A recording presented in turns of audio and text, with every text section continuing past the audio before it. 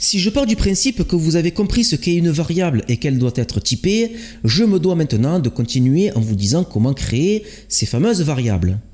Sachez que pour créer une variable, il faut la déclarer. Dès l'instant où elle est déclarée, la variable est créée et l'emplacement en mémoire lui est réservé. On appelle ça la déclaration de variable. Retenez bien ce terme, déclaration de variable.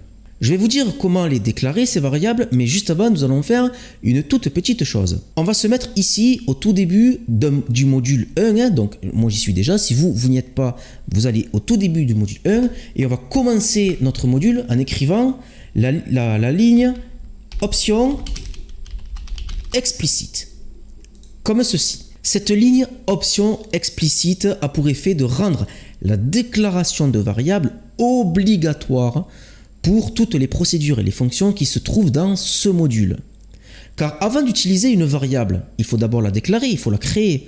On ne peut pas utiliser quelque chose qui n'existe pas. Grâce à cette ligne, votre fidèle ami le débugger vous alertera dès qu'il trouvera une variable qui n'est pas déclarée et il empêchera la compilation du programme et donc son exécution.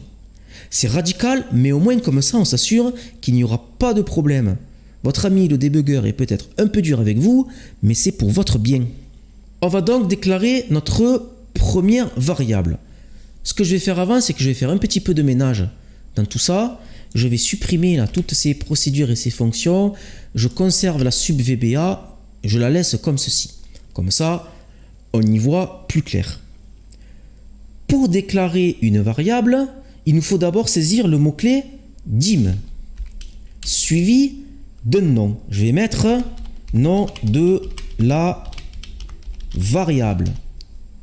On va ajouter ensuite le mot-clé as, comme on a déjà vu, suivi du coup de son type. Rappelez-vous, quand on mettait as pour une fonction, à la fin on mettait son type. Là on va faire la même chose. Quand je mets espace, j'ai le même menu contextuel qui apparaît. Donc ici, je vais mettre string pour prendre le même exemple ici. Je viens donc de déclarer une variable en tant que chaîne de caractères. Cette variable qui s'appelle nom de la variable contiendra donc forcément du texte. Le mot-clé dim est une abréviation pour dimensionner. Car quand on déclare une variable, il faut la dimensionner pour savoir combien de place en mémoire elle doit occuper. Et comme on l'a vu précédemment, chaque type a un poids précis. Par exemple, le type string pèse 10 octets. Grâce à ce type, le programme sait donc combien de place il doit réserver en mémoire pour cette variable. Je vous dis ça pour que vous compreniez pourquoi on utilise le mot-clé dim et non déclare par exemple. C'est historique. Il fut un temps où la gestion de la place en mémoire était importante, comme je vous le disais. Aujourd'hui, ce n'est plus du tout le cas. Donc retenez que dim, c'est pour déclarer. À l'époque, on faisait ça parce qu'il fallait réserver de la place en mémoire. Aujourd'hui, on ne l'utilise uniquement que dans le cas d'une déclaration. Sachez que l'on peut déclarer une variable n'importe quand. Il suffit de la déclarer, puis de l'utiliser. Il n'y a pas de règle quant au moment de déclarer une variable. Personnellement, je déclare toutes les variables que ma procédure ou ma fonction a besoin au début de la procédure ou de la fonction. Cela me permet d'avoir toutes mes déclarations au même endroit. D'autres personnes déclarent leurs variables au moment où elles en ont besoin. Il n'y a donc aucune règle. Mais en les regroupant toutes au début, je n'ai jamais eu à les chercher. J'ai toujours su où aller et je n'ai jamais perdu de temps à cause d'une variable, car vous vous en doutez, nos programmes vont en contenir beaucoup, des dizaines parfois. Dans cette formation, nous allons donc procéder comme ceci. Mais vous n'y êtes pas obligé. Si cela vous semble plus logique de déclarer au fur et à mesure, faites donc, à partir du moment où vous y retrouvez.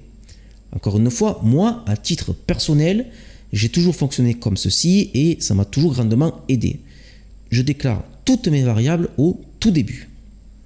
Si vous avez plusieurs variables à déclarer, vous pouvez faire une ligne pour chaque déclaration, ou bien sachez qu'il est possible également de déclarer plusieurs variables sur une même ligne.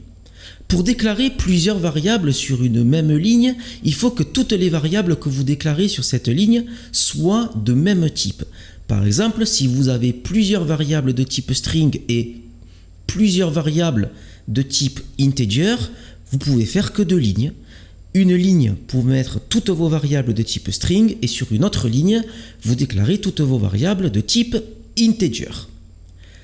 Sachez que, à titre personnel, je déteste déclarer mes variables sur une ligne, plusieurs variables sur une seule ligne. D'autres personnes, contrairement à moi, justement, préfèrent déclarer toutes les variables du même type sur une ligne. Donc vous voyez, c'est une histoire de préférence. Pour déclarer plusieurs variables sur une même ligne, eh bien, il faut procéder comme ceci. Et pour déclarer plusieurs variables sur chaque ligne, il faut procéder bien comme ceci. À titre personnel, moi, je procède, comme je l'ai dit, comme ceci. L'autre façon de faire, c'est quelque chose que je n'aime pas parce que je trouve que le code est beaucoup moins clair comme ceci. Enfin, il faut savoir qu'au moment de la déclaration d'une variable, une valeur par défaut lui est attribuée. Cette valeur par défaut, elle varie en fonction du type de données. Voici donc les valeurs par défaut qui sont attribuées aux variables en fonction de leur type de données.